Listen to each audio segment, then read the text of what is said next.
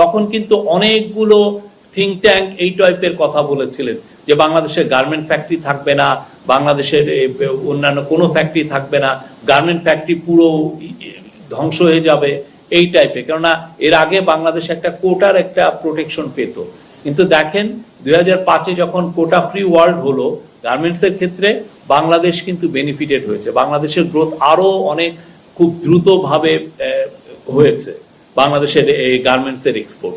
ঠিক আমরা মনে করি বাংলাদেশ এলডিসি গ্র্যাজুয়েশন হলে বাংলাদেশ আরো বেনিফিটেড হবে, এবং সেইখানে যদি যে সমস্ত চ্যালেঞ্জেস আসতে পারে আমরা ধারণা করছি, সেই চ্যালেঞ্জকে ওভারকাম করার জন্য যা যা করার দরকার ইন্টারিম গভর্নমেন্ট সেই কাজগুলো করছে এবং করবে।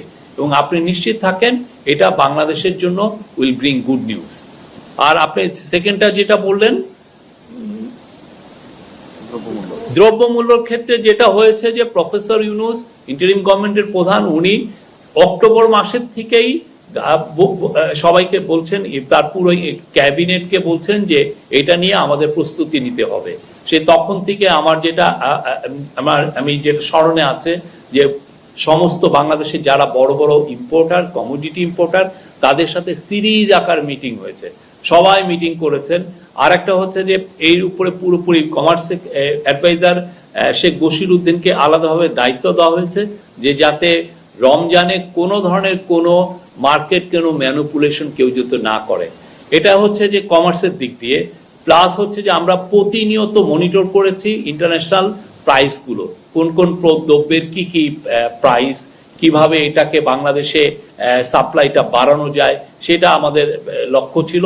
আর একটা ছিল যে কিছু কিছু পণ্যে আমরা দেখেছি যে এমনিতেই ট্যারিফ বসানো, মানে ডিউটি দেওয়া, তো ডিউটিগুলো খুব নামানো হয়েছে। বিশেষ করে দেখবেন যে খেজুরের ক্ষেত্রে ডিউটি কমানোর কারণে খেজুরের দাম কিন্তু অনেক কমে এসছে অনেকগুলো পণ্যের ক্ষেত্রে। রাইসের ক্ষেত্রেও আমরা কমিয়েছি, সয়াবিনের এডিবল ওয়েলের ক্ষেত্রেও ডিউটি কমানো হয়েছে। এই কমানোর কারণে যেটা হয়েছে যে দ্রব্যমূল্যের ইম্পোর্টটাও বেড়েছে, এবং অ্যাট দ্য সেম টাইম আমরা দেখেছি যে মানুষের মানে যেটা গ্রসারি লেভেলে যে দামটা, সেই দামটা স্ট্যাবল হয়েছে, অনেক ক্ষেত্রে কমেওছে। এবং আমরা তো প্রতিনিয়ত আপনাদেরকে আপডেট দিচ্ছি গত বছর থেকে।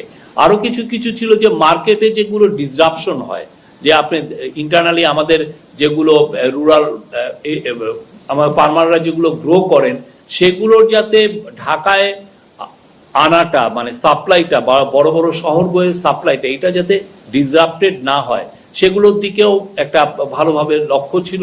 পুলিশকে বারবার বলা হয়েছে যে কোনোভাবে যেন সড়কে চাঁদাবাজিটা যত রকম ভাবে কমানো যায় সেই দিকে লক্ষ্য ছিল।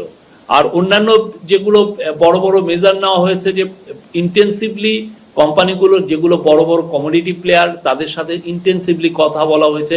সেন্ট্রাল ব্যাংকের থেকে আরেকটা মেজার নেওয়া হয়েছে যে তারা যাতে কেউ কমপ্লেন না করতে পারেন যে না আমরা ডলার পাচ্ছি না ইম্পোর্ট করার জন্য, ডলারের অ্যাডিকুয়েট সাপ্লাই আমরা ইনশিওর করেছি, যে কেউ যখন তখন ইম্পোর্ট করতে পারছে। কেউ বলছেন না যে এলসিতে তাদের কোনো আগে যেটা আগের গভর্নমেন্টের সময় এটা একটা বড় সমস্যা ছিল, আমরা আমাদের যে রিজার্ভটা ঠিক রেখেই ডলারের সাপ্লাইটা আমরা ইনশিওর করেছি সবার জন্য। ফলে ইম্পোর্টাররা এই কমপ্লেনও করতে পারেন যে না আমরা বড় মাত্রায় এডিবল অয়েল আনতে যাচ্ছি কিন্তু ডলার পাচ্ছি না কেনার জন্য। তো সেই জিনিসটা কোনো কমপ্লেন কিন্তু আসেনি সোফার। আমি মনে করবো যে এটা একটা সবার সম্মিলিত এফার্ট ছিল, এবং সম্মিলিত এফার্টের কারণে আজকে দ্রব্যমূল্য স্ট্যাবল আছে। আমরা চেষ্টা করছি মার্কেটকে যত রকমের স্ট্যাবল রাখার, এবং আমরা আপনাদেরকে বারবার জানাচ্ছি যে কোথায় কোথায় কি ধরনের ইভেন যদি কোনো ধরনের ডিসরাপশনও হয় এটা আমরা কিন্তু আপনাদেরকে অ্যালার্ট করছি। তা আপনারা দেখেছেন যে আমাদের এই সিএ ফেসবুক পেজে, সিএ হোয়াটসঅ্যাপ পেজে আমরা নিয়মিত আপনাদেরকে মার্কেটটা আপডেট দিচ্ছি। আমরা চাই যে এই যে দ্রব্যমূল্য সহনীয় যে মাত্রায় এসছে এটা আরো সামনে আমরা ধরে রাখতে। সামনে ঈদ, আমাদের চ্যালেঞ্জটা এই ঈদকে ঘিরে, এবং সামনে যাতে আরো সামনের